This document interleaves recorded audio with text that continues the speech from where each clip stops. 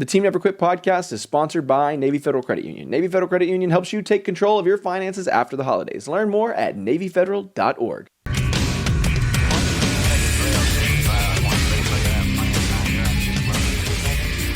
All right, so kick it off. We're all right over there now? Yeah. We're getting all of our. We got two new wizards sitting behind the hot desk now. We got Aaron Kendall joining us, and my lovely sister-in-law Melanie is handling all the acoustics and all the digital sound systems because Andrew and John are out today, so it should be entertaining. We're gonna do on vacation. They're taking a Christmas vacation, but we won't do our stereotypical introduction because I don't have it in front of me to read, so we're just going to jump right into it. But today we are blessed And honored.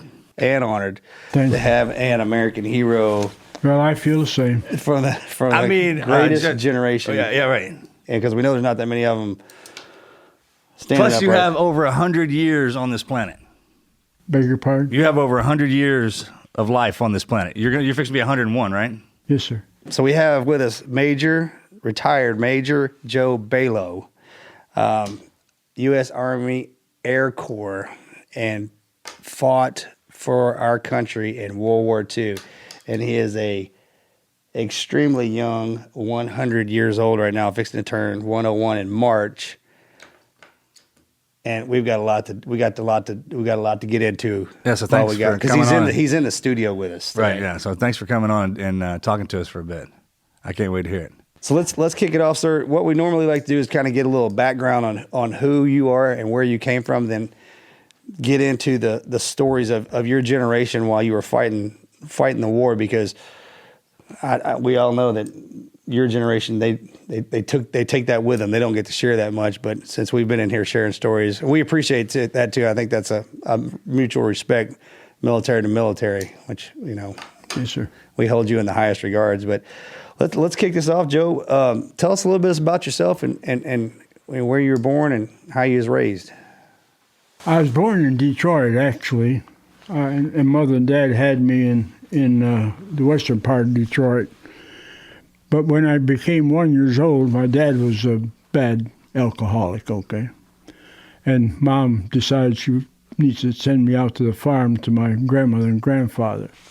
And I grew up with my grandmother and grandfather, and I lived with them till I came into service, of course. What I did, I was the only farm boy. I grew up on a farm, of course, with them, but I was the only farm boy that went to high school in that area. In those days, you didn't have to go to high school. It wasn't compulsory.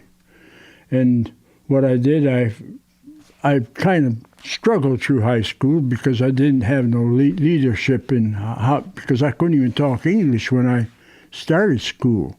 I had a fantastic lady, Mrs. Emerson, my teacher, would help me learn English by talking to another girl that was Hungarian that was already talking English. And they translated back and forth, and that's how I learned. So your mom and daddy spoke Hungarian? Yes.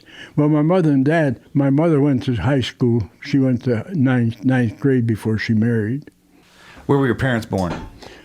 My dad was also born in Hungary. Oh, so both Mama and Daddy are from Hungary? Oh, yeah. Or Hungarian, yeah. sorry. My mother was 2 years old when she came over, and Dad was 12. And what I did, I was fortunate that for some reason, I wanted to go to high school, and I had to walk 7 miles. The farmhouse was 7 miles from Flat Rock, Michigan, where high school was. But when I was walking, a gentleman named Joe Bader was working at a little Ford subplant in Flat Rock, Michigan, about half a mile from the high school, and he drove by our house. He lived further out than we did. And he saw me walking. He stopped. He says, "What are you doing?" I said, "I'm going to high school." He said, "You're walking?" I said, "Yes, sir." And he picked me up. He said, "You don't have to walk no more." He carried me through high school for 4 years, the gentleman did. And I owe him a lot. And then when I graduated from there, I went to work at the Ford plant right there. And oddly enough, what happened, I don't know how to say this, but luck has been with me all along in my life somehow. You can say as much. That's a real thing. You can say as much as you want. And the Lord's been on your side for sure. Anyhow, I decided I couldn't go to college, so I went to work for Ford Motor Company, and I knew the girl. I graduated with the girl that was not the president, but the superintendent of the small sub plant. Well, one day when I'm working on a punch press, I went to get a job, and he hired me right away because he knew about me. And then what I did, I worked at a punch press, putting out dome lights, okay? And I'm punching these things out, forming them. And all of a sudden, a man gets behind me. And I didn't realize he got there. Where he came from, I don't know. But I happened to glance over, and when I glanced over, it's old man Ford. Get out of here, really? Yes, sir. And he just stood there. And boy, I thought to myself, Joe, don't make a doggone error. Don't mess up. So I'm punching away, and pretty soon he taps me on the shoulder and he says, shut your machine down. I thought, what did I do wrong? He asked me, do you like your job? I said, yes, sir. He says, did you graduate from high school? I said, yes, sir.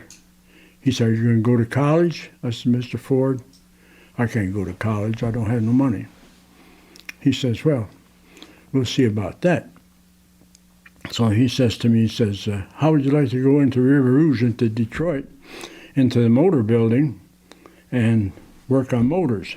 I said, I'd love it. He said, okay, we'll take care of that. But he says, under one condition, I'm going to pay you for 8 hours, and you're going to work 6, and you're going to University of Michigan. He took the bill. Really? Yes, sir. Get out. That's a great story. Mm-hmm.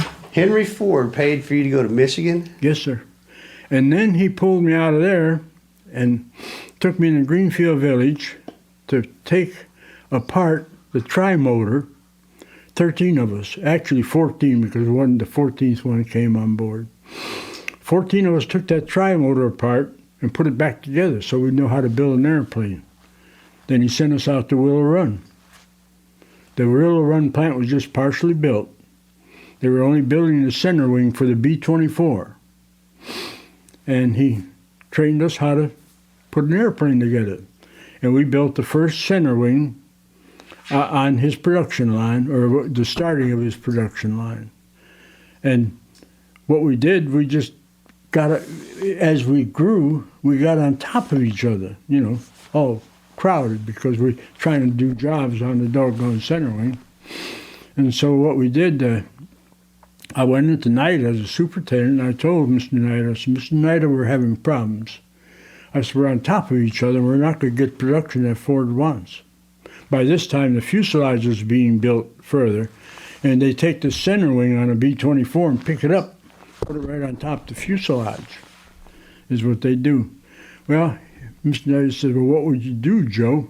I said, well, I don't really know, but I suggest what we tried to do is take the engine mounts and the landing gear mounts and build them in a separate area, away from all these people working on the wing and popping all the rivets. He said, well, that's a pretty good idea. And he said, I'll talk to engineering. And sure enough, engineering says that'd be a good idea. And they set the plan up. They made me foreman. I was 20 years old. Well, as time involved itself, we got to the B-24. The first B-24 that we put together, okay, because we did most of it by hand. It wasn't pre-punched by punch presses. And the pilots took it off, got it about 4 feet in the air and put it back down and never flew it again. I mean, we had so many patches on it, it wasn't even funny. But anyhow, as I worked there, I got more and more interested in aircraft, of course, naturally, because I built airplanes when I was 12 years old, little models. So the war broke out. And then I made my decision that I wanted to go fly. So I went to Mr. Knight, as plant superintendent. I said, Mr. Knight, I'm going to go ahead and join the Air Corps, and I want to fly. Well, by the time I got home that night, here's this letter from the draft board. 30 days, you're going to the infantry. No, I don't want to go to the infantry. I wasn't good like you guys. I didn't want to be out there in the dirt. Anyhow, I went ahead and went into the federal building and went into the Air Corps and took an examination, a long test, for qualification. Yeah. I qualified, and I told him my problem, that I was being drafted. He said, "Don't worry about it. We'll take care of it." So that's where my career started. And So when they were pulling y'all in, when the draft was going on, if you decided you wanted to go and fly, they would just let you do that, right? yeah. You just had to sit down and take a battery of tests, written and physical. Yes, sir. So when I finally got in, they took me down to Dayton, Ohio, where the Air Corps was at that time, big base. And I was there we were marching more than anything else. And then they sent me out to Ogden, Utah, and I waited out there at Ogden, Utah. I had to wait for 6 months because the Air Corps, the cadets were jammed. We had a lot of cadets in training, and we were full because that was the starting of the war. We didn't lose a bunch of men.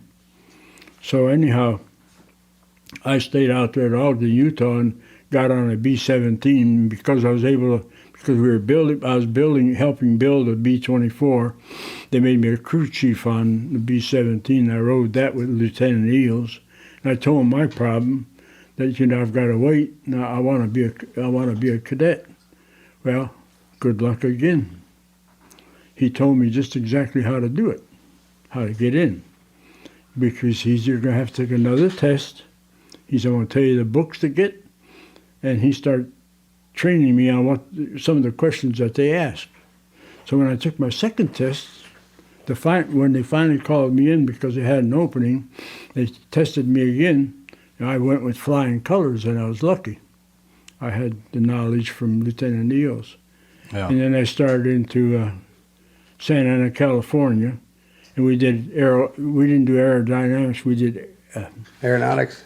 anyhow, we learned all about the aircraft, what makes it fly, how it lifts, and all that stuff. Aerodynamics, that's what I'm trying to say.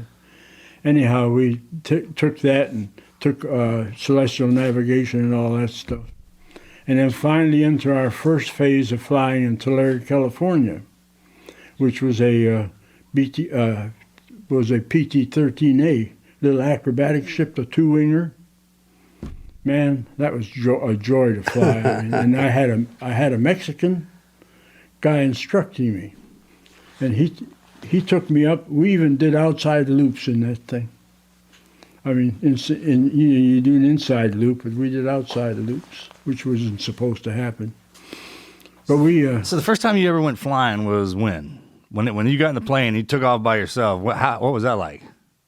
All right, let me go. That's a different kind of flying back then. Okay, hold on. I'll get it straight in my mind just a minute. That would be 43. It would have been about February of 43 is what it would have been. I can't believe it. That was my first flight, yeah. What was that like? Then I went to the second flight phase, which is Vultee vibrator, which we didn't like. And then the final phase, I flew single-engine AT-6s. They're North American AT-6, which was a training plane for fighter pilots. And then from there, they sent me to another school. Why, I don't know. But they sent me to Douglas, and I started flying instruments. They started training me in instrument flying. They'd put a canopy on you, and you couldn't see out, and you had to find your way. He'd take you out nowhere, and then you had to find your way to the base and get on the final approach before he'd uncover you. But finally, I got everything done. Then they put me in Long Beach, and I was in the ferry command for a while. I still didn't go overseas. And I flew everything there. And I got checked out in B-25s. I got checked out in a whole pot full of aircraft. Anyhow, the B-17 was a comical checkout, okay? What happened, when on Long Beach there in Signal Hill, the instructor comes out, he says, okay, we're going up in a B-17, teach you how to fly a B-17. I said, okay. So we go out there, and he said, he gets in the pilot's seat, and I get in the co-pilot's seat. And he said, now you watch all the instruments up on top that I turn on. All the switches, how to start this thing, and etc., and warm up the engines, and he went through the whole series. And then we started taxiing out. We took off, went out over the ocean quite a ways, and we came back. On the way back in, he says, now you watch everything here, and there's a lever for the flaps and stuff and the landing gear, and you're going to have to handle that. And I want you to get acquainted with this ship. So sure enough, we come in to land. He taxis out to the ramp, cuts the engines off, takes out his bookwork, starts writing, and I thought, what's going on here, you know? I mean, did I fail this thing? I didn't do nothing. And I finally couldn't stand it no longer. I says, now, do I get to go up next? He said, no, you're checked out. That was it. How's it, huh? God. Yeah. That might be a little worrisome. I don't know if I can make that one happen. Yeah, and then from there they sent me up to Merced, California, to instruct cadets. I instructed 2 classes of cadets in a single engine for fighter pilots. And I thought, well, I'll go overseas for fighter pilot. Well, I get in that big buggy right there that you have the picture of. Mm-hmm. That's what I flew. I arrived in India of 44 of June or July, I'm not sure which now. Just got graduated in June. In July. I arrived over there in 44 of July, then started flying. And I flew co-pilot for a couple of rounds, and the man that was instructing me had flown 66 missions. And I want to clarify the mission business for you, okay? Okay. You know, a lot of people say, you flew 106 missions? Well, they were different. They were not like Europe, okay? I mean, they were like a kind of airline flying, okay? And as we didn't have that much interference up north, the time we had the interference and the shoot downs, like I said, when we dumped for Marauders, because we'd be close to the Japanese. Just to give our listeners a little background, can you tell them why you went over to India and over into Nepal and all that kind of stuff over in the Himalayas? Can you tell our listeners why we were forward deployed in that area? Why we were over there? Yes, sir. The reason that we set up, we had 3 bases. We had Sukhothai, which was ours, 1337 AFBU, and we had Jorhat, and we had Chabal. The 3 bases were set up there for the purpose of hauling stuff over the Himalayas into China to the 20th Bomber Group. We had 3rd Squadron support to the 20th Bomber Group of 25s and 24s. The 24s were long range and the 25s short range. The reason we had to fly over the hump, we had no other way to get them in, to get stuff into them. We couldn't go through Russia. The dictator wouldn't let us in. We couldn't come across the Arctic. Our aircraft couldn't go across the Arctic that far. And we couldn't come in from the east because that's where the Japanese were. Right. So it was the only way into China to bring in bombs and stuff. Now we had B-29s over there too. And we'd carry 500-pound bombs. We'd carry artillery. We'd carry everything. I mean, it didn't make the difference what it was. You know, anything they needed over in the 20th Bomber Group. The General Stilwell was trying to build a Lido Road at that time to help out, because we were every second day every second day I would fly across. Towards the end it was every 3rd day, and because we were flying back and forth. When I arrived in Sukhothai, India, we had 116 pilots. We'd fly night and day, and what happened to the 116 pilots by the time we finished the war, and I'm jumping way ahead of me here. I'm not inserting some of the stuff that I did want to tell you. No, we'll go back to that. Okay, we'll go back to it. Anyhow, by the time war ended, okay, we all sat there and waited because we were way out nowhere, you know. So we're the last ones, and they're the last ones for us to be picked up. So we're waiting out there. By that time, we were down to 39 pilots. From the 116, they were out in Flanders Field, you know. Got hit by weather mostly, and some of the zeros did get them. I'd say maybe 15% went down to zeros. The rest were all weather. We call it the aluminum trail. No, so you were forward deployed, and you. Oh yes, okay. Now there's 39 of us left, and we waited till November. The war was over in August of '45. We waited till November, and finally got an American airline pilot came in, a commercial pilot came in, the 4-engine DC-4, and he came in, and he said, I can only load 36 people. Well, Colonel Cassidy from Georgia, who was our base commander, we became friendly. I was the senior pilot on the base. I was 24 years old. 24 years old, senior pilot in the middle of a base out in the middle of nowhere during World War II. Yeah. I wouldn't trust most 24-year-olds with a potato gun.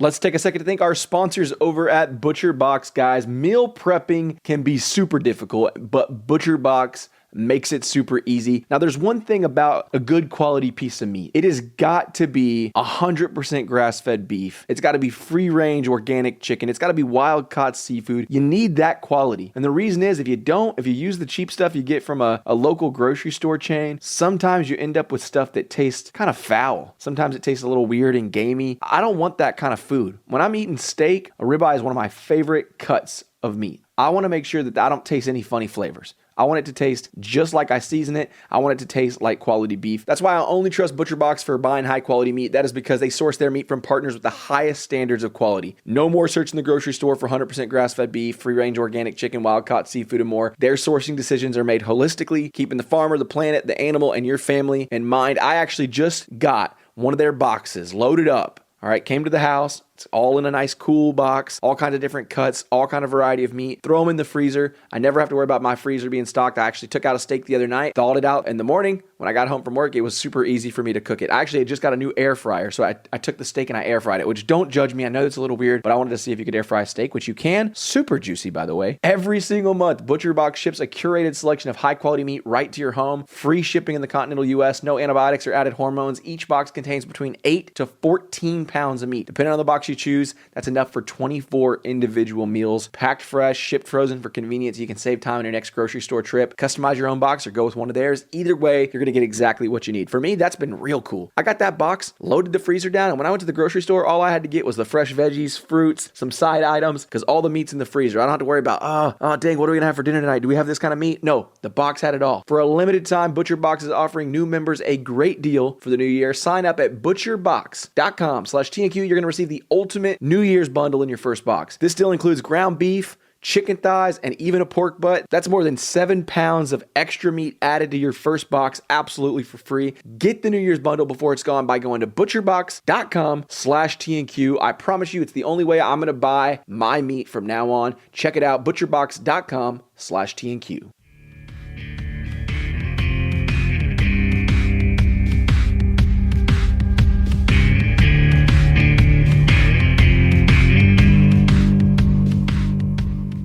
Yep. Anyhow, Colonel Cassidy says to me, he says, Joe, get John Balogh, who flew 104 missions, and get B.T. Clark, who also flew 104 missions. He says, bring him in here. I want to talk to you. He said, I'm going to put these 36 men on board this airliner. They're going home. And I want you all to stay back.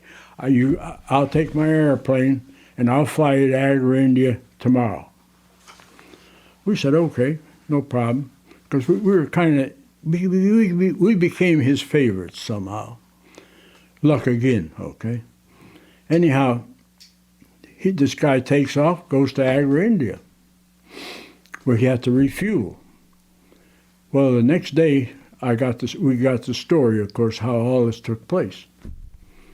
The guy lands at Agra, India.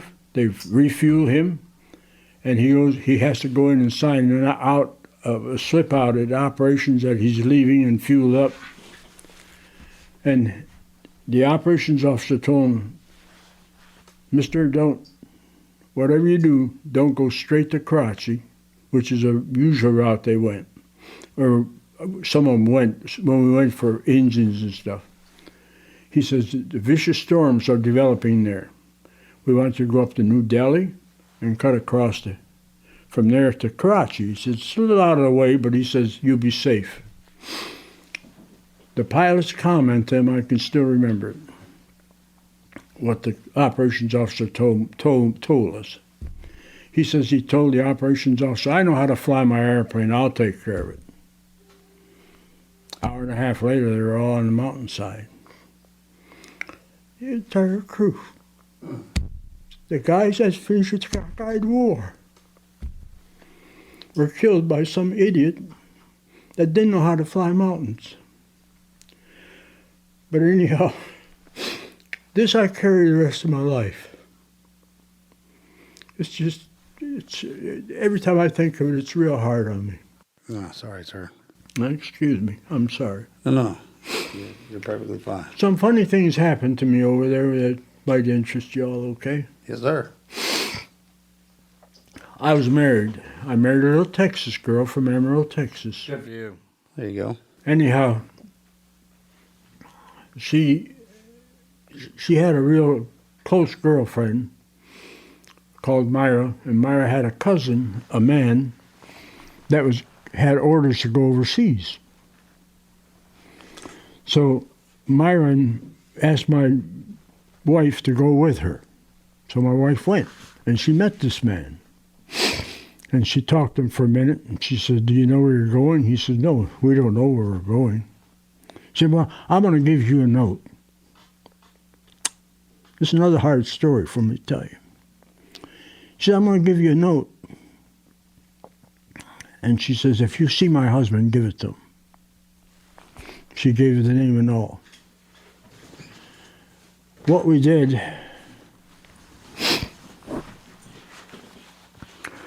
what the pilots did when you came off a flight, and I came in at 10 o'clock that night off of we call them flights instead of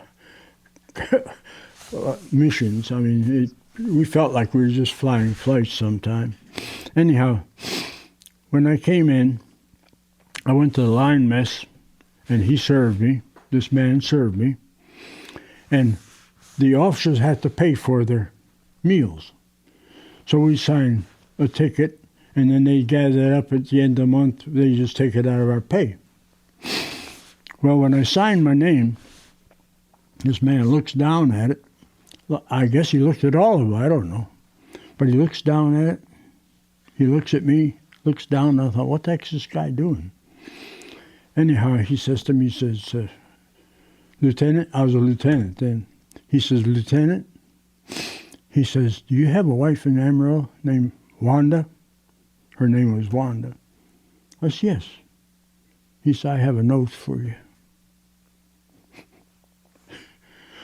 I mean, for her to do that, have confidence that she'd get that note to me was a miracle. And he didn't know where he was going. Yeah. I mean, my God, there's 16 million of us all over creation. Right? Yeah. Spread out everywhere. It was crazy. That's a great story, too. Yeah. Then the other... Love conquers all, right? Yeah. That was a top story for me. The other good thing that happened, it wasn't good at that time to me, but as I look back upon it, I'm glad I did it. Colonel Cassidy called me in one day, and he said, "Joe, I've got a little mission to do for you to do." And I said, "What is it, Colonel?" He says, "I want you to go down south of Peishan, China, to a small P-40 where the Flying Tigers were flying out of." And he says, "You'll have to take my airplane, which is a C-47. It was a DC-3. He said, "That'll land on a short runway. You can't land the C-46 on that short runway." And he says, "Pick up 26 Marauders were taking them home. We're bringing them home. He didn't tell me what I was picking them up for. Anyhow, Joe Follett, my co-pilot, and then my radio operator and I hopped in the airplane, and we took off in his airplane. And we found the strip, and they gave us the bearing from Payashan, which way to go. And we found the strip, and we landed on a strip, but there was no airplanes on it, of course. The P-40s had pulled out by that time. As a matter of fact, the P-40s turned into the Air Corps. They were no more rogue fighters like they used to be. So I land the aircraft, turn around, and here comes the 26 Marauders running out of the area up into the aircraft. One of them ran up the front. He said, Lieutenant, take off immediately. By that time, I was a first lieutenant. So I thought, okay. So I gave it the power, and we start running down the runway, and I got it off the ground. And when we got about 300 feet, all H broke out.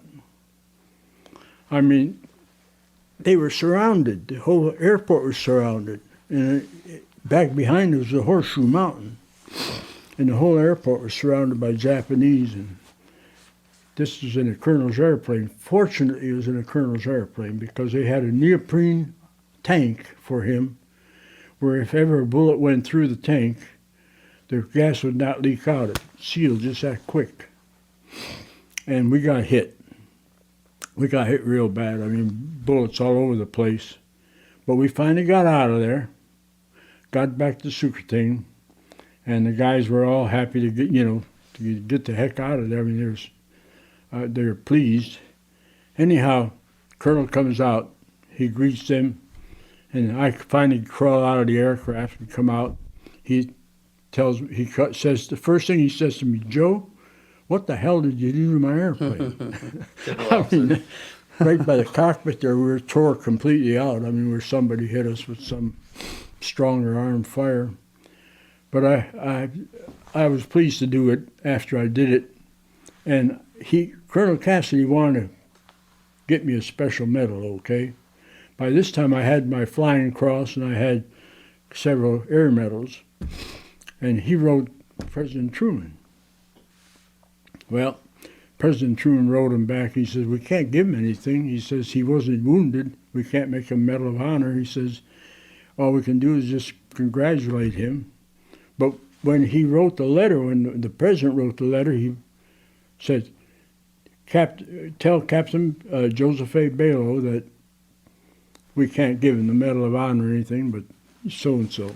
Anyhow, I have the letter. It's on my wall in my bedroom from President Truman. So Colonel Cassidy read it to me, and I says, Colonel, doesn't he know I'm a first lieutenant? He says, what do you mean you're first lieutenant? I said, well, he put captain down there. If he said you're captain, you're captain. That's right. Yes, Yeah, okay. President. I have it right here. I'll read it out loud. To you who answered the call of your country and served in its armed forces to bring about the total defeat of the enemy, I extend the heartfelt thanks of a grateful nation. As one of the nation's finest, you undertook the most severe task one can be called upon to perform. Because you demonstrated the fortitude, resourcefulness, and calm judgment necessary to carry out that task, we now look to you for leadership and example in further exalting our military in peace. Signed, Harry Truman, the White House. And it does say Captain right there. What's up, Cap?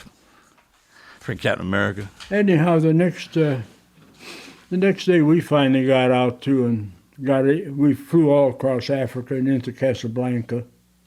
How was that? Pardon? How was flying into Casablanca? Well, it was an easy flight, really. The only thing they warned us is that not to get close to where you boys were. Right. Yeah, they told us that if we went down there, they'd cut our doggone throat. So we... I'm just curious real fast. Flying through the Himalayas, Everest, how many times have you... Oh, yeah. How many times have you passed Everest? How many times what? Mount Everest? Mount Everest? Yes, sir. Mount Everest was... when we started out from Sukhotin, we would fly south, okay? Mount Everest was, let me get myself straight, northeast of us, about 30 miles from our base. It was almost across from Chabot, between Chabot and Jorhat. We were 30 miles from Jorhat, and then Chabot was another 25 or 30 miles. Oh, and what happened to Colonel Cassidy and myself, we were in the officers' club, which was a little old straw hut, okay? Right, yeah. Still have one now. Still the officers club. Yeah. Though. What's up? Anyhow, we get so many beers a month, you know. So we go in there and sip some beer, and we talk to each other, and ask each other, you know, where you're from, what have you. And he overheard us that I was from a farm in Michigan, and he was from a farm in Georgia. He's a Georgia tobacco rascal. He chewed tobacco constantly. So anyhow, he got acquainted with me and started talking with me real, you know, about farm and different things and growing up. And I kind of become real friendly with him. And then Halbert, his adjutant, became friendly with me. So Halbert used to haul paperwork from Flukerting to Jorhat to Chabot, you know, between the colonels or the base commanders. And he said to me one day, he says, "Joe, would you like to fly that little L5?" We had an L5 that wasn't a search ship, but it was an L5. I said, "Yeah, I'd like to fly it." He said, "Okay, we're going to give you the paperwork and you take it over to Chabot." And so I got to fly the L5, the little, like a oversized Piper Cub. But it was fun. And then after that, I always flew the doggone thing in between flights whenever he had something to take over. How many hours do you have in the air when you came out of there? When I came home, I had a little over 1,000 hours. You were telling us earlier that you've been shot down twice. Twice, yes, sir. Can you tell our listeners about the one you were telling us about the first time when they knocked you guys down and that guy was coming in and y'all had to take you out one at a time? You want me to tell that again? Yeah, would you, please? Okay. What happened, we were fortunate to bail out in a farm clearing area because there were some farmers around in through there. And we were when we were all of us on the airplane dropped, we were close to the woods, to the big trees. I mean, the southern part of Burma was jungle. And what he did, he came back. By the time we got to the trees, and behind the trees, he come back. And then he tried to strafe us. He started hitting the trees around there and shattering things, trying to hit us. And that's when I shot at him with the .45. Like I said, I honest to goodness, I'm not lying to you. I couldn't hit the side of a barn with a .45. So, but it was Japanese fighters that came in and shot you guys down? Yes, sir. Yeah. Yeah, 0. Yeah, 0. How many of them, was there a bunch of them? Or they fly in pairs? They fly by themselves? Or they fly in a squadron? Yeah, explain how that happened. Like they All said, right. They coming through the clouds above you. very, very seldom that ever they flew in groups over there for some reason. They fly alone. They come up alone. They come up from the south all the time. But they always just came to the borderline of China where the Marauders were, where we'd make the drop, and they'd come after us in. What happened, Marcus asked me a question to answer you. We were concentrating on dropping, okay? We were looking for that drop, where we're going to put this thing, where we're going to drop all this stuff. And then suddenly a flare came up, and we were concentrating on that area and didn't pay no attention. Well, we couldn't see backwards anyhow. If you look at the aircraft, we had no way of seeing backwards. Mm-hmm. And he came up from behind us. He must have come around somewhere. And we didn't see him from the side because our total concentration was going to be this drop. We were down to about maybe 11,000 feet roughly. However, we weren't that high off the ground because the plateau where we were going to drop this stuff was about 5,000 feet high above sea level. Anyhow, he got us just about the time that I started dropping. I was already dropping down. We probably dropped another 2,000 feet from where we came in. And he got on our tail and got us. Did he shoot how did they take the engines out? How did that work? He took the engine out on the left side, yeah. he hit the engine on the left side and caught on fire. And when it caught on fire, we had what we call a halo system, and we'd pull a rod, a cable, and what we'd do is we'd release the halo out. It was a powder form onto the engine to put it out. But if you cut a gas line, which he must have cut on that one, we couldn't get the fire out. Okay.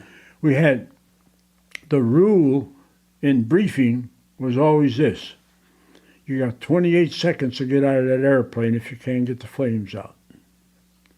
However, that wasn't always true, because sometimes it'd take 3 minutes before that darn plane would explode.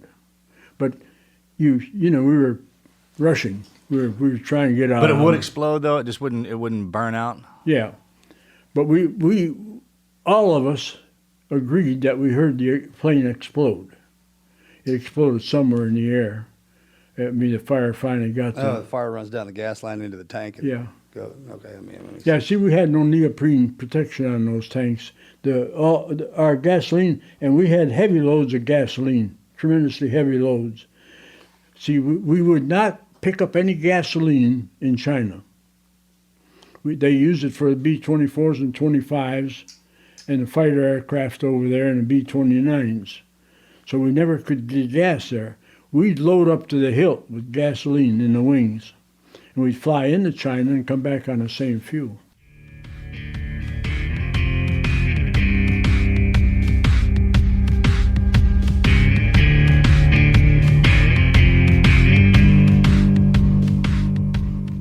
We are supported by Navy Federal Credit Union. Come on, if you guys don't know that name by now, if you're new here, then I got to tell you something. Navy Federal Credit Union has been supporting this podcast for some time. They're helping us share these stories week after week. Couldn't do it without them. Navy Federal Credit Union wants to help you take control of your finances because they know that the holidays can take a toll. Maybe you went a little bit overboard on the gift shopping this year, since last year might have been a bit of a weird Christmas. I know I did. Tried to spoil the family where I could. And Navy Federal has got your back. You can get a low intro APR on their Platinum credit card. It's their lowest rate card, and it is a great tool to pay down debt. They even have the multiple savings and investing options to help you get closer to those financial goals you have for the new year. They offer digital tools, educational resources that are all going to help guide your decisions. With Navy Federal, you can automate your saving and investing to put your money to work for you even while you're sleeping. Plus, you can buy fractional shares, which means if you're trying to get into investing and you don't know how to start, hey, fractional shares is a great way to get in little by little. Learn more at NavyFederal.org. Message and data rates may apply. Saving products insured by NCUA. Investment options are available through Navy Federal Investment Services and are not insured by the NCUA. Learn more, NavyFederal.org.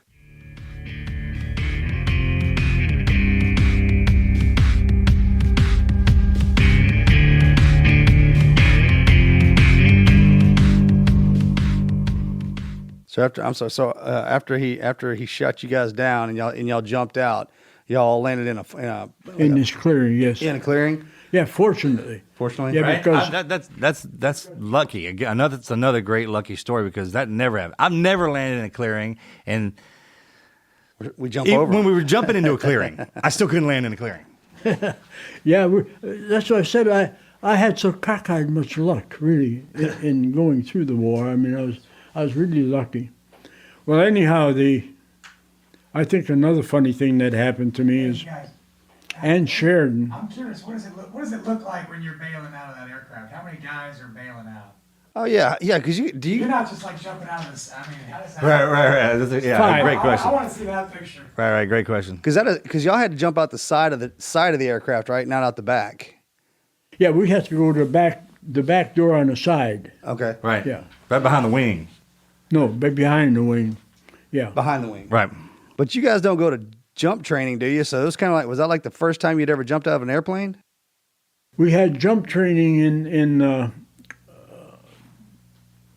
California. I'm trying to think of the name of the little town. We jumped off of 30 feet is what we did on a rope. But the rope went through a pulley, and it didn't come down all that fast, but it came down fast enough for us to hit good and hard, taught us how to, crumble our legs and how to roll. PLF. Yeah. But that's the only training we had. But boy, when you got to remember this too. And I don't know if you all had the same parachute, but we had what we call fast falling parachutes. fast fall so the doggone fighter wouldn't come down and pepper you All of my with parachutes bullets. fell fast. All of my parachutes fell fast because I was big and cumbersome. But so that was you had to jumping out of a burning airplane that's about to explode. It's completely different of going out of an airplane when you want to jump. Yeah. So what was that like? I mean, explain that intensity. You kick that door. Here's the thing, as I was always fired up about jump out of an airplane too until that door came open, and then you hear that rush. Was the fire coming into the door or was the fire on the other side? No, it was on the door side. Oh, yeah. And it was going past. But see, So you had to jump into the fire. No, the engine fire was out further. The engine was out further on the wing, from the fuselage. See, I don't have any depth perception, so I wouldn't have known that.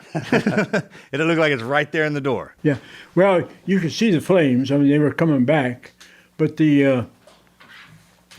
truthfully, you could not get me to jump out of an airplane, okay?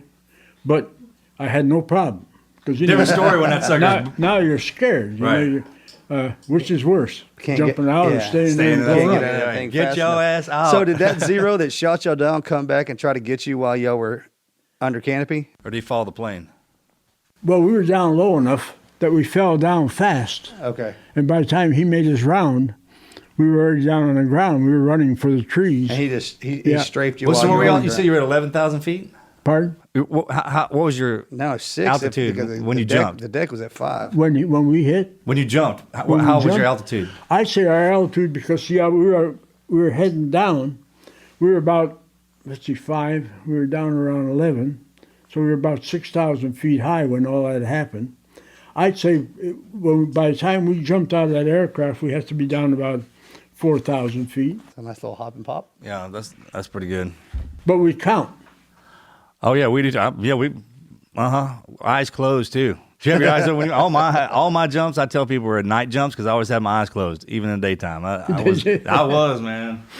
He loved it. Kendall, man, they're all kind. They're jump guys. They're air guys. That's what. Now, did your straps leave you blue in between here in the crotch and on your shoulder? No. Man, you're being nice with that blue statement. That's a different. Talking about that T10 Harley or Charlie harness that you had to strap into. T10 Bravos, right? Or Bravos. You jumped Bravos?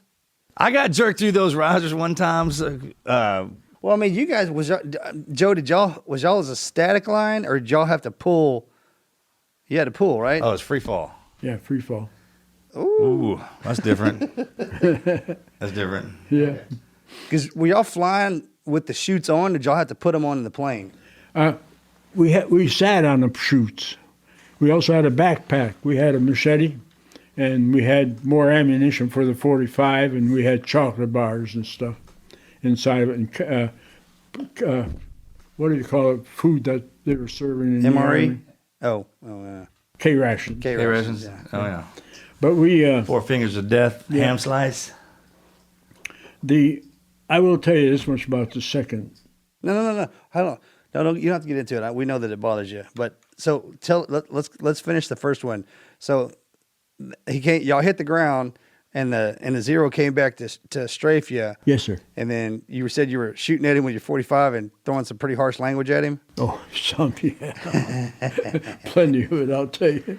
But you said you were able to, back it up. What was you thinking when you come out of that plane and that chute deployed? I want to know what you're thinking when you're hanging in the air and there goes your bird. because it had to be freezing cold too. All I kept remembering was count, and pull. That's true. I did that too. That's all I had on my mind. Just pull it because I wanted to open. And you know what's funny? Could you see? Was it dark? In that 1, 2, 3 count, it was a slow count. In that 1, 2, 3 slow count, when I pulled my ripcord, and I looked up and saw when I got that jerk, up into the crotch and across the shoulder, I looked up and there was a chute flared out. And then when I looked down, I saw the ground coming up. Yeah. Man, we were down. Oh, so you didn't even have a ride. It was out and down. Sure, you don't even really have time to cinch your straps up. I mean, We had a lot of men break their legs and stuff. Right, yeah. Yeah. Is he even worried about the other guys in the plane? Is there a procedure of getting out, or is it just every man for yourself to get out of that airplane? So what was the procedure of exiting the aircraft? Because you were probably the last one out, right? Yeah, I was the last one. But what we did, the pushers went out first. We call them pushers. Oh, they're the ones that put the cargo out, right? Yeah. Okay. They went first, and then the radio operator went next, and then Joe Phillip, the co-pilot, and myself. All right. I had a great co-pilot. He slept all the time. Hey. Oh, well, that's great.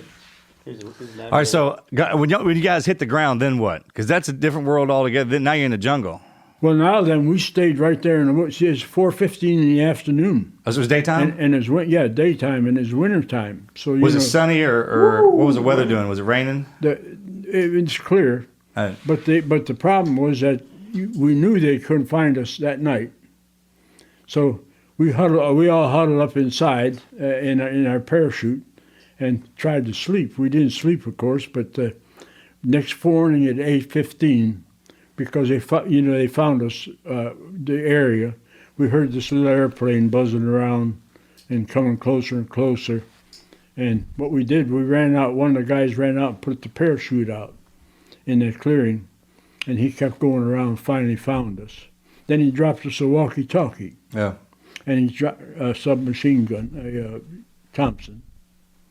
And Nice. Really?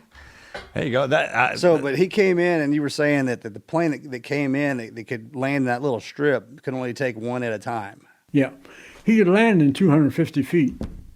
It had extended wings. That's like from here to my truck. Yeah, it only flew about 80 miles an hour. But he came in, he'd pick one up and leave. You said it was about Right. 30 minutes one way or just 30 minutes out and back? It took about 38 minutes for the round trip He remember exactly. to where he dropped us off. What, did he radio for people to come, more help to come pick y'all up, or is he the only one who can get in there and do that? No, what they did, they took us into Missional. Missional had a strip, a landing strip, and they contacted one of the guys coming back from China, and he put his airplane down, picked us up, and took us back to squared Sioux. away. Yeah, but he picked everybody up, and then you said you were the last one on the ground. Yeah. After he took off, I bet it got real lonely. You talk about a hot pilot cooling off. I did cool off. Sure. I mean, I got scared. I thought the doggone guys would be running around there somewhere and find me. But, of course, it wouldn't have made a difference if it was just me or all five of us. They would have got us. But, It's a little different when you're by yourself. yeah, that was a little different. That's a different kind of pucker factor. The whole You ain't anybody to joke with. the whole attitude changed. It's the minute that the last one's there and they take off you by yourself, you're like, well, this is a great idea. When you can't hear that plane anymore and you really know you're alone. Yeah. But really, we had, compared to Germany, we had it easy. Do you all realize, and that came out on the computer about, I guess maybe 2 years ago when I saw it, when it came up on my computer when I was searching for things. Did you realize that in Germany, or not in Germany, but in Europe, that 72% of the pilots and crews were killed? Wow, that's 72%? 72%. Honest to God. I mean, that was horrific. Now, we weren't that bad, but we were bad at Sucreting because of that bad accident. I mean, that was bad. Now, John Bullock from Henrietta, Texas is already dead and gone now, and so is B.T. Clark out of Chicago. The three of us that were left. So I'm kind of the last man standing. Last man standing. Damn right. How old were they when they passed? Because y'all live forever. Clark died around 4 years ago, and John Bullock died, I guess, probably around 10, 12 years ago now. Yeah, he had a big ranch out there that his parents did. The Bullock Ranch out. Yeah. Where out in Texas? Pardon? He's a Texas boy too, right? Oh, yeah. Yes, yeah. sir. Yeah, I met my wife on a blind date in Dallas. Me too. Not in Dallas though. Yeah. That was the best, right? All right, keep going. So, Let's hear about that. yeah. Your wife? Yeah, let's hear about that blind date. Well, we were taking additional instrument training off of Love Field. So they sent me Wait, down. is this the start of a joke? Yeah, they sent us from California to Love Field. And anyhow, we stayed in the the YMCA. That's where we stayed. The pilots did that were taking the additional instrument training, and the guy sleeping next to me, he had a cousin, and she was taking lessons on how to plug, lines into the telephone service, just like my wife was. Switchboard operator? Yes, long distance operator. Anyhow, he says, Gloriette is a roommate of your wife, of a young lady.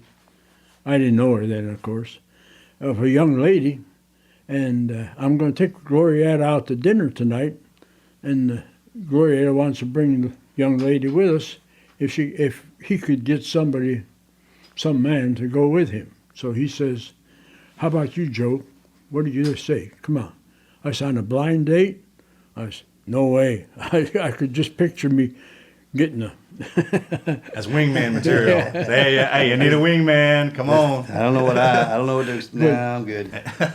But I finally caved in, okay? And we went out and I can still remember the house, the Dickey's house out in Highland Park. And we went into the living room. They invited us into the living room. The girls hadn't come out yet. I can remember them coming out the double door from the dining area somewhere. And Glorietta came out first, and I thought, oh, she's not too good looking. I hope the one that comes out next is better looking. Well, boy, she opened the door. My wife, she came out that door, and man, it took me 5 minutes to put my eyeballs back in. All right, let's see it. Watch out, my brother steal your wallet. He's a politician. Yes, sir. Nice work. Very nice work, sir. She's gorgeous. Little Texan. What was her name again? Wanda. Wanda. Yeah, she's Wanda Park, actually, before she married me. How long did you court her before?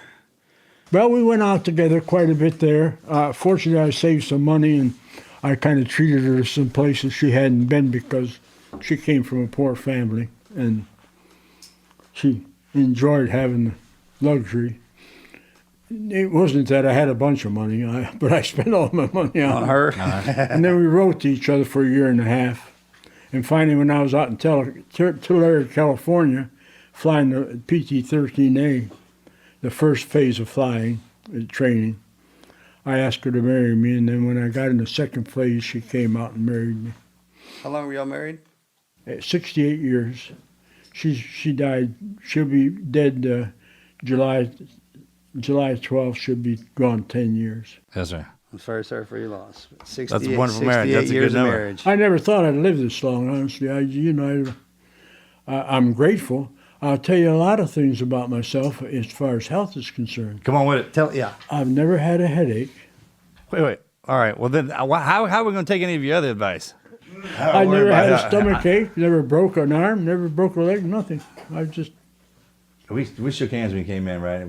Like I say, I attribute it all, everybody that asked me, I attribute it to two things. Yes, tell me this. That's eat bologna sandwiches for lunch every day.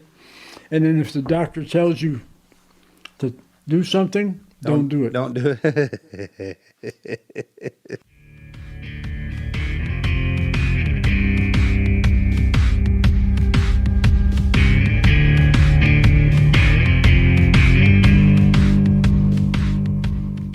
It's a brand new year, which means I've got to take a second to tell you guys about the Team Never Quit Speakers Bureau. If you guys didn't know this, Team Never Quit actually has our very own Speakers Bureau, and we've got speakers for every occasion, from Fortune 500 companies to nonprofit organizations. Team Never Quit Speakers Bureau works diligently to pair each of our speakers' unique stories to an event to deliver the most powerful and riveting message. And the cool thing is, every single one of the Team Never Quit speakers represents a select group of elite warriors, athletes, and leaders that were handpicked and trusted by Marcus. If you're looking for a speaker, look no further than your own backyard. TeamNeverQuit.com/speakers. Check out all of the great people we represent. There you can request information, get some pricing, and you'll get to work with our amazing team who's going to help you find the person that you need that will work perfect for your event. Check them out, TeamNeverQuit.com/speakers.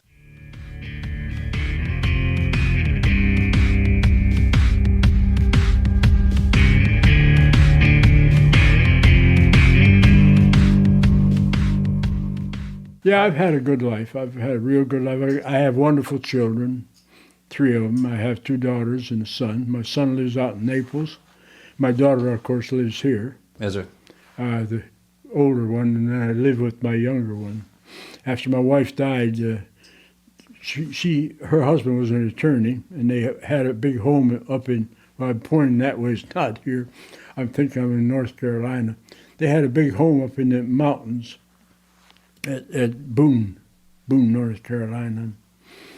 My daughter decided. My wife went into Alzheimer's, and I was taking care of her by myself down in Wellington, Florida.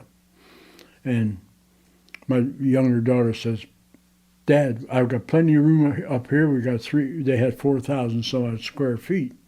And so they took the bottom part and made it into a 2-bedroom apartment and 2 baths and dining room, living room, kitchen and all. She said, "Go ahead and sell your house, and I'm going to put you up here, and we're going to help take care of Mama." So that's where she died. And so I moved in with her, and then after she died, I just stayed with my daughter. And finally, I gave everything away. We had a lot of fine things in life. I had a good life. I wasn't any millionaire, but I was successful in life. I worked with banks, designing them back, putting them together, and I broke my story up now. I can't even think. So when you got back, I have a quick question. When you got back, transitioning from the war back into civilian life, I got a ton of questions to ask you. Not even about the war. I'm talking about being a parent. What was your favorite decade of living? What would you go back and do? What am I doing wrong? Tell me. I go. Well, I don't feel like I'm going to live. Here's what I mean, you want to talk about a coach, man? I got some questions. If you want to get into them. You got a phone number? I'll text you every day. Like, hey, I'm in this spot. Yeah, when I came back, I asked to land in San Antonio, Texas. And the commander on the field came to me, and he says, "I understand you flew the hump." And I said, "Yes, sir." He says, "You got a lot of instrument time, haven't you?" I said, "Yes, sir, about 400 hours of instrument time." And he says, "Could you stay another year?" I was going to, get out of service. I was going to divorce myself from service in San Antonio. He says to me, "Could you stay another year?" I says, "Well, yes, I could, but I don't particularly want to." He says, "Well, what we'd like for you to do is fly a C-47 hospital ship and carry the cripples to their various locations." Well, when he said that, I felt sorry for him. And oh, yeah, he got you. I said, "Okay, I'll stay another year." That was a good officer. Get you like that. That was a good thing to do, but it turned out bad from the standpoint that by the time I got out, everybody had jobs, and they were all gone. So I had to go to work for a doggone shoe store. I worked for them for about 6 months before I finally found a company that came out of Detroit in Amarillo, Texas, had a branch shop. So you sold women's shoes? Women's shoes. Like Al Bundy, kind of like in a department store? Yeah. That's awesome. Yeah.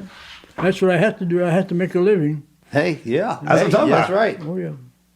And our children came along, of course, and what have you. And I finally found this company, and I made an application with them and went to work for them. I worked for them for Burroughs. It used to be Burroughs Corporation, which is now Unisys. And I went ahead and worked for them for 19 years. And then a company out of Cedar Rapids, Iowa, which had a big company there that would help put banks together and stuff. That's what hired me. I spent 25 years doing that. 19 with one company, and you said 29? Pardon? 19 years with that one company, and then another one came in and got you? Yeah, 25. Yeah, well, they made an offer I couldn't refuse. Oh, well, So wait, you built banks? I didn't construct banks. I designed. I designed layouts and also furnished, told them what to buy, like you got to buy a vault door, you got to buy safety deposit boxes, drive-ups, you got to have chairs, everything. And I got a little cut from everything. I mean, I bet you did. I was busy. Team got a good man. You designed the banks, huh? That's what I like to hear. All right, so okay. So, yeah, besides bologna sandwiches, okay, check. Wife, Melanie, y'all get together, bologna sandwiches. Like growing up, when you, I'm sorry. Hold on the wife thing. What was coming home to her like from the war? What was your welcome home? My welcome home? Yeah. Now, what was it like coming home to your wife after being gone to the war? When we landed in Casablanca, we were there for a week, of course, trying to get Sounds like a flight romance out. novel. We flew over to Newfoundland, and then we flew into New York, and then we went into a compound where they checked us for dysentery and other stuff, And I could call my wife, and that's the first time I called her. And I called her, and she was staying with her mother and dad. And when I called her, she fainted. So anyhow, what I did, she said, I'm going to come out to New York. I said, don't come, hon, because I said, we're going to be 3 days in the infirmary. They're going to be checking us out for diseases because we had dysentery and all kinds of junk over there. And so I said, you just wait. I said, go to the Adolphus Hotel in Dallas because that's where I took her to a fine place with pheasant under glass to impress her. Anyhow, I told her just get a room and stay there. And I went ahead and I told her I'd catch a train and I'll go out to the train. She said, well, I'll meet you at the train. I said, it's impossible. I said, trains were all being sidetracked. They were running all over the country. I said, you just wait there and I'll get a taxi and I'll meet you there. And that was a great day. How long had it been since you'd seen her? I arrived over there in, what did I say, July? June, yeah.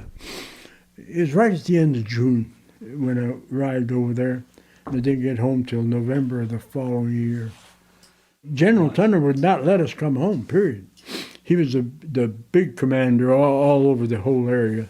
He wouldn't let us, we didn't have no pilots, no replacement pilots. You see, you know how the government does, they make some good errors. What happened, we found out that we had an overflow of pilots, okay? When we first got into the war, pretty good. Yeah. We had an overflow of pilots, so they decided to cut down on cadets. So they cut down on cadets, and then by that time, we really got into strong action, and we start losing.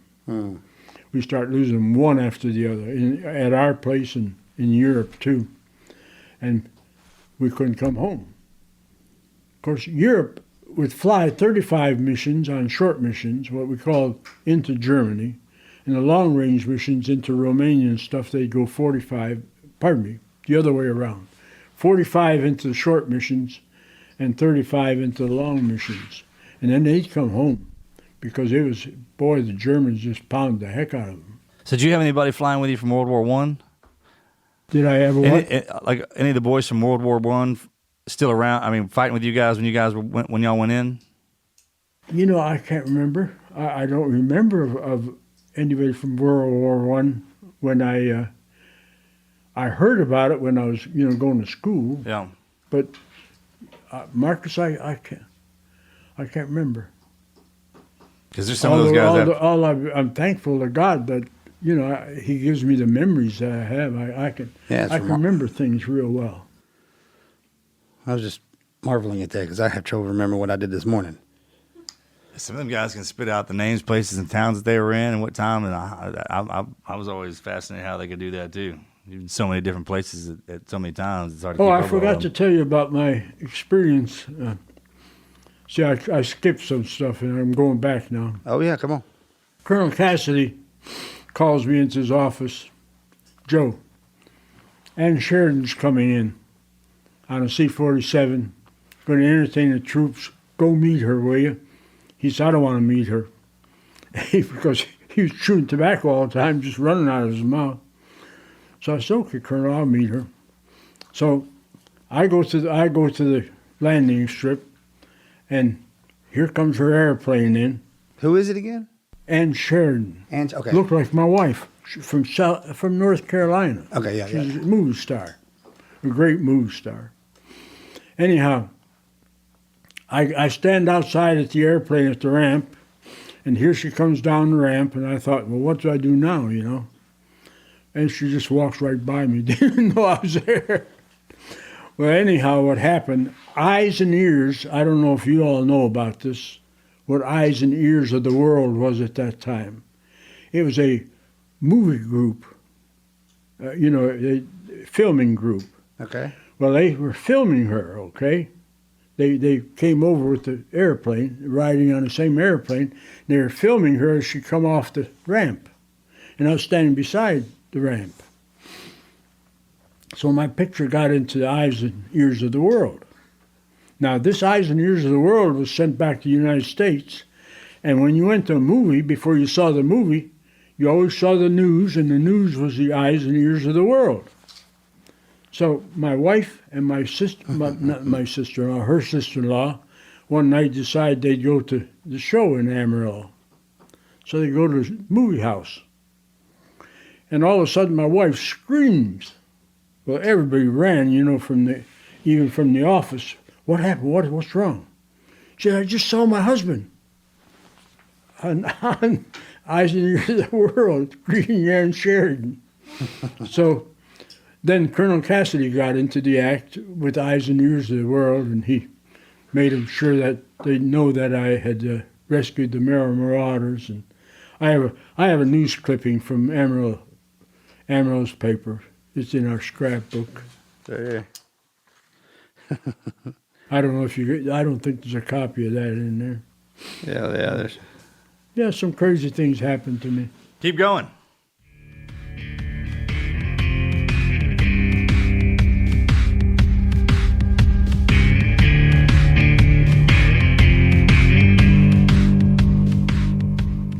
Let's take a second to thank our sponsors over at Squarespace. If you guys are running a business, or maybe you're thinking about starting one, it's a brand new year, maybe you're tired of your old boss and you thought, maybe I should start a business this year. You guys are gonna have to check out Squarespace, because from websites and online stores to marketing tools and analytics, Squarespace is the all-in-one platform to build a beautiful online presence and run your business. I am a web designer full-time. That is my job. When I'm not podcasting, I am building websites for businesses all over the country. When people come to me that need a platform to do it themselves, and they're looking for a solution that makes it easy and fun and has all of the tools that they need to be successful, I always recommend Squarespace. And that is because I have used probably every single website builder that exists. And I'm only kind of exaggerating. So if you want to start an e-commerce business and you're starting to get your products online, you want to sell them and you don't want to have the headache of being some advanced, high-tech developer guy, you're not going to have to worry about it, because Squarespace has got everything you need to sell anything you need to. Squarespace has the tools you need to get your business off the ground, including e-com templates, inventory management, a super simple checkout process, and secure payments. So whatever you sell, Squarespace has merchandising features to make your products look their best online without a degree, okay? And then they've got other great features. One of my favorite features is the ability to collect donations. Maybe you thought about starting a nonprofit organization. They will help you support your cause by gathering contributions with Apple Pay, PayPal, Stripe, Venmo. And then I'd say the most game-changing feature are the marketing tools that are built in. Email campaigns, for example. You can grow and engage your audience with Squarespace email campaigns. You can create those powerful emails that you need that are going to match the look of your website, integrate your products, your blog posts, and your logo, so your messaging is consistent and effective. When you first get into business, one of the most intimidating things is figuring out, what am I going to use to build my website? And then what am I going to do to drive traffic to it? What am I going to do to market it? And when you have to use 100 different pieces of tools, 100 pieces of software, that can be really scary. You don't have to worry about that with Squarespace. That's because they've given you all the tools you need all in one place. If you guys want to check it out, I highly recommend you go to squarespace.com/TNQ. You're going to save 10% off your first purchase of a website or domain. Seriously, if you've got an idea and you are thinking about taking off this year and you're thinking about starting a business, I promise you're not going to be disappointed with Squarespace. It is the easiest way to get your website up and running and all the tools you need to market it. If you want to save that 10%, head over to squarespace.com/TNQ. Chase your dreams, guys.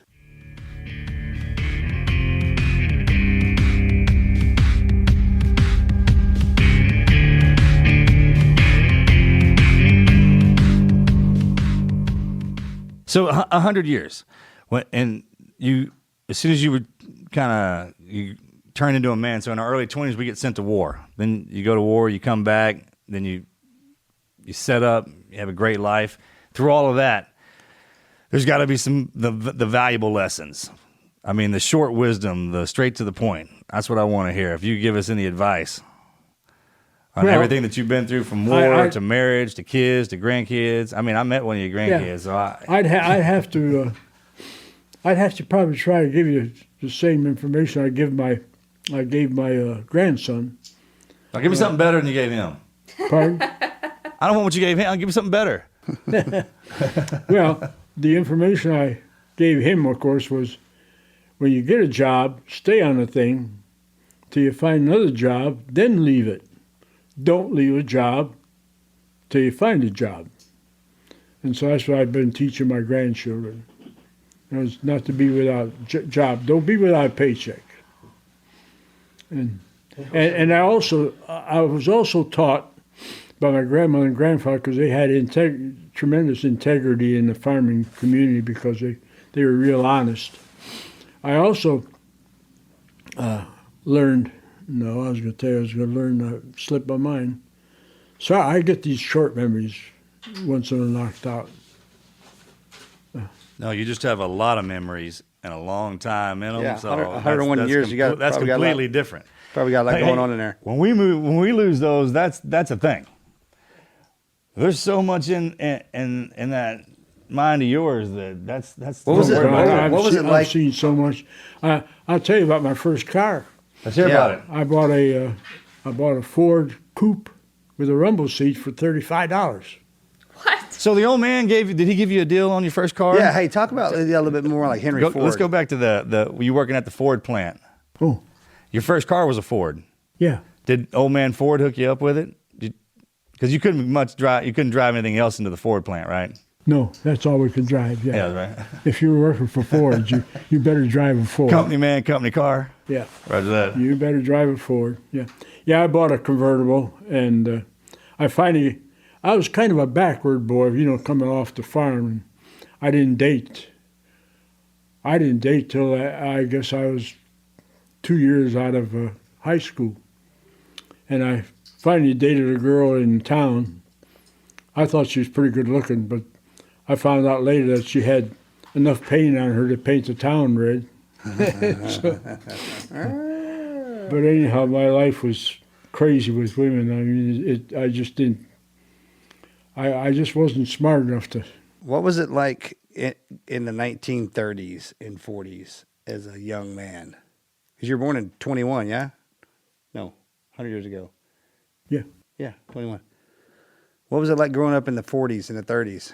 I mean, that's through the Depression, that's through the wars. In the 30s, of course, I was on a farm totally at that time. I was still on the farm, and we found out that a lot of people in town, like in Detroit, and we hear about read it in the newspaper.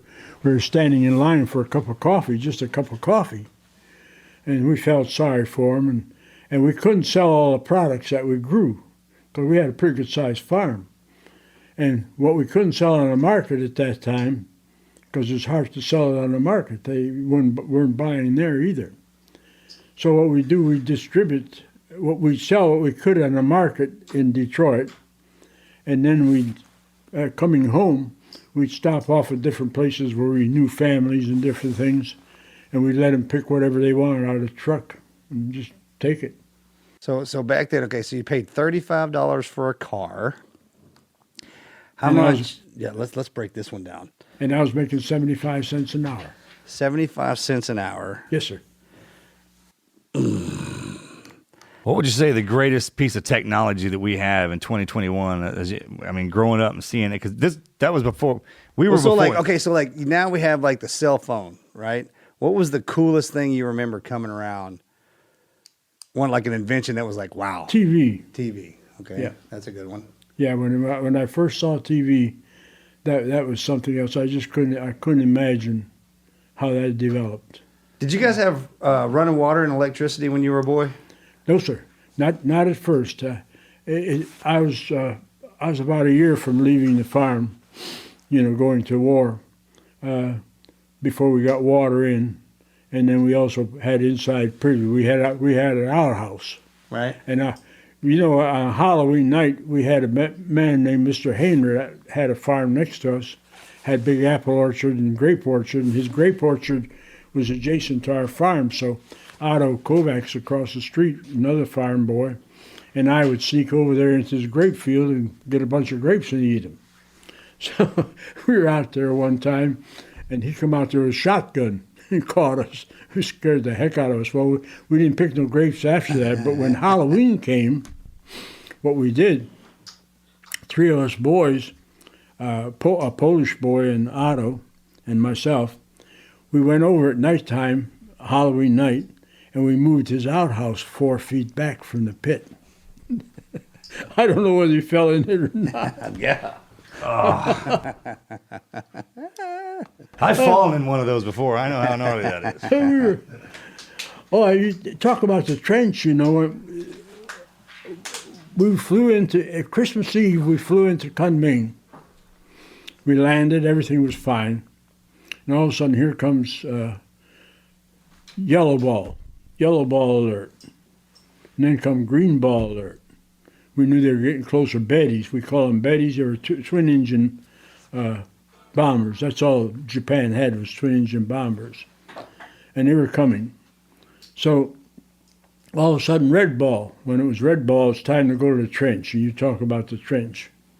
I got in that daggum trench for the first time, you know, about not even as deep as this, about that wide.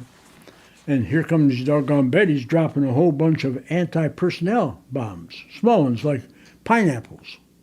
They had shrapnel around them. And when they hit, the shrapnel would fly all over creation. But when I'd look up, you know, I looked up and I thought to myself, these guys are coming, these bombers are coming. I'm looking up at the doggone sky. What am I protecting here? It scared me to death. I mean, I thought I'd drop a bomb in that damn place and we're done. But fortunately, the shrapnel didn't carry that far either. But the bad part was that about 10% of their bombs didn't go off. So they closed the airport down. You couldn't walk out. You had to stay right where you were. They warned us on loudspeakers till the guys would clean up the ones that didn't explode. And man, it was a mess. A lot of those places are still riddled with all that unexploded ordnance and stuff that went low order, even underwater. Do you just want to wrap up and tell us like your greatest piece of advice, like just in life, whether it has to do with your wife and love or just how to get through bad days? Being around in the world for 100 years, it's changed a lot all over. If we could pass one piece of advice to the younger generation, like if my brother and I had to stand in front of a younger crowd and be like, hey, we got taught this by the guys that came before us.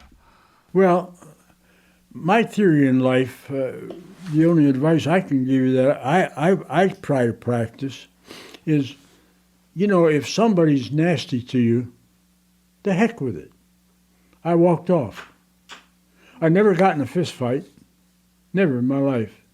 I just didn't feel like I needed to because I always felt, I even taught my grandsons, you get in a fight and you get beat up, everything's fine, that guy's not going to hurt you anymore. But you beat the heck out of him, he may kill you next time. So I told him it wasn't worth it. And I said, just walk away from it. And I says, and I respect everybody for what they are, you know. I respect you for what you people did out there. I wouldn't go to Afghanistan. I'd hate to go there, okay? But what you guys did there, I respect you for it. I realized, too, that you couldn't win the war. You can't win that war there. I mean, it's crazy. We weren't there to win a war. We just went there to whip their ass. Yeah, it's a crazy place, but you guys did a good job. You did a fantastic, and I appreciate it. And I appreciate every man in Vietnam that was out in Vietnam, just like my son-in-law was. And I appreciate him. Not that I liked the war in Vietnam. I thought it was a political war, and I'm not trying to be, I don't get into politics. I don't like it. You're 100 years old, you say whatever you want. Yeah. You can literally say whatever you want. No one's going to, I mean, that's your right. Anyhow, I don't like to see guys fighting and getting killed over what's kind of not worth it. To me, I felt like Afghanistan wasn't worth it. That's my own personal opinion. If your opinion is different, fine, that's your opinion. And I'll agree with you. I'll agree with you 100%. And I agree with you that you were over there and took care of the best you could and the wonderful things you did. But I just, that's the way I feel. And I also all my life, I always try to be friendly with everybody. You know, anybody. It didn't make no difference to me if it was a garbage collector or who it was. And I also told a garbage collector one time when he was picking up garbage in front of our house in Wake Forest in Raleigh, I told him how much I appreciate him. I said, I like the way you handle the garbage. I said, you pick, if you drop anything, you pick it up. And I said, you're a professional. I said, and I told him, you're as great a professional as anybody is in his field, you know. So he's a garbage collector. But if he does a good job, he's a professional. And that's the way I feel about people. And that's what makes me get along with a lot of people. I get along real good with people. I had a birthday party. A bunch of them. Yeah, but I had one. I don't know if this probably doesn't relate itself to this total. But anyhow, what happened on a Saturday morning at Lake Royal, we live on Lake Royal outside of Raleigh, and we live in a community where about 3,400 houses, and there are a lot of nice people in it, you know, a lot of older people who retired. So my daughter, I could tell something was going on the week before. I mean, all the hub, you know, and all this stuff. So two of our friends down the street came with the truck and picked me up and says, Joe, we want to take you out to the grist mill. I says, why? He said, we want you to see it. It's a beautiful place and you can buy cornbread and stuff like that there. I said, okay, let's go. So on the way out, the telephone keeps ringing, you know, his phone. And he's got it on speaker knocked down, you know, don't let nobody hear. And I thought, doggone thing, he talks for a minute, next time the phone rings again. I thought, boy, he's on the phone, what the devil is he doing? So we get to grist mill, and it was beautiful. It was big rocks and stuff, and the water was going into the big wheel that was turning the mill and grinding. And they, I looked at everything. We walked through everything, went inside. I thought, well, now we'll go home. Well, they were walking around. I said, are we ready to go home? No, we'll stay for a while. Let's stay for a while. Well, he walks off. George, my friend, walked off, and he's on the phone again. Well, anyhow, about 15 minutes later, he comes. He said, we're ready to go home. So we head home. Well, the way our home is laid on our plot, it's on a slope and kind of a little hill out in where the front road goes by. We're on a corner. Anyhow, it slopes up and down. And we always come in here on this flat road, okay? Well, this time we come all the way around, out of the way, to come up this hilltop, this slight rise. But I couldn't see across the rise. You can't see across the rise till you get up on top of it. Anyhow, I thought to myself, why is he going around that place? Well, we come across the rise. My God, there was cars all around. We have 3/4 of an acre, and they were all full of cars all around the edge. And I look out there, and they're all lined up with flags, waving flags. I'm the only World War II vet out there. So anyhow, then they start singing Happy Birthday. In Goldsboro, North Carolina, which is the biggest Air Force base now on the East Coast, a big bunch of pilots were there. The Carolina's North the State College, the choir was there, and they sang me Happy Birthday separate, and they sang me the Air Corps song. You know, off we go. We had 40 tables set up out in our yard, and our porch, which is about maybe wider than that area there, was full of food. And we had friends from all over. I mean, we had about 250 people. It was the biggest party I ever saw. And then what they did, they took these pictures, And they took them to, I don't know where they took them, but they took pictures of me that I have in a scrapbook. My daughter took it out, of Mom, and I call her Mom. We all call each other Dad and Mom. My wife, they had a picture of my wife and I when we got married out in front of on the porch of the house we were renting at that time when I was in cadet training. And they made life-size on plaques. And they had a plaque made of me when I first entered cadets with the backpack on and the parachute. And then another one when I got my commission in my wings. That one there, yeah. They were all life-size. They were in front of the house. And I went over and looked at them. I dropped a few tears when I saw my wife, of course. But anyhow, I had the doggonest party you ever saw in your life. God, I never had anything like that in my life. So you deserved it. Can't wait to see what this one's going to turn out to be like. Now they cut a brick. They cut a brick. We have a flagstone, a big flag, out front where you enter into our area. And down at the foot of it, they have nice rocks and stuff and concrete. And then one of the ladies that was a lieutenant in the Army, she had a brick cut for me, just a regular brick, and cut in there Joseph A. Balogh, Major Joseph A. Balogh, in World War II combat pilot. And they planted that under the flag out there at the entrance. Have you been to D.C. to see the World War II? Have you done an honor flight? No, I haven't. Not yet? Not yet. No, I'm planning. I'm kind of planning if I keep holding out. I'm sorry. That was funny. I'm going to go ahead and write the president and see if I can get a ride out there. If not, my one grandson said, "Whenever you're ready, Papa, I'll take you."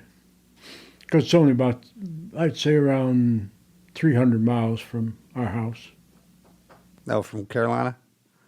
Oh, we'll help you get there. We can get you out there. Uh-huh. You just say when you want to go. Yeah, for sure. I think we know somebody who knows somebody. You need to go see that. Yeah, the World War II memorial. Yes, sir. Yeah. The whole thing. The whole city is awesome. I'd like to see it all. I'd like to see the vets, all this. Yeah, it's all great. Y'all's, but man, because they have, there's EWOs up. There's just so many. World War II, man. You want to talk about some getting after it. Well, that's all. Hey, Joe, thanks for spending the afternoon with us. Yes, sir. Sharing some of your story with us. I appreciate you. Your life experiences. I appreciate you. Hope going to have you back here at 101, 102, 103. Yeah. Every year, check in. I'm like, hey, this is what I needed. Well, I'll come back. Yeah, I come to see Jimmy's boy play baseball. Well, don't come see Jim. You've seen Jimmy all the time. You come see us.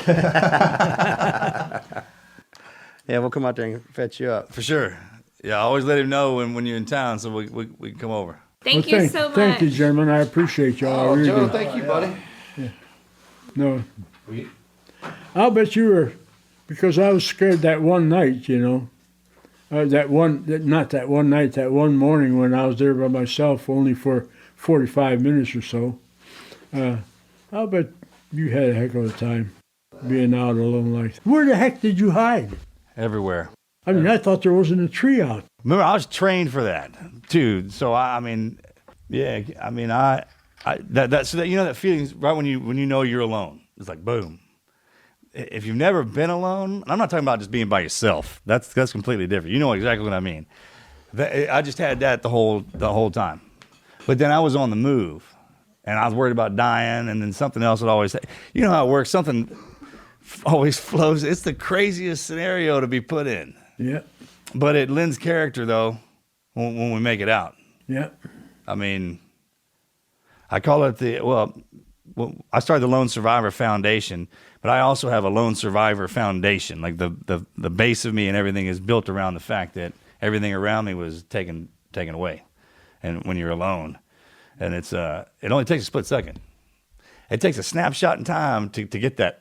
And it's almost like you go straight into it, and then while you're out there living it out, it's just that's the coming back part. And you know what I mean. So yeah. It's thanks for everything you did. It's an honor to talk to you. Well, I just did what I had to do. That's what we all do. Yeah.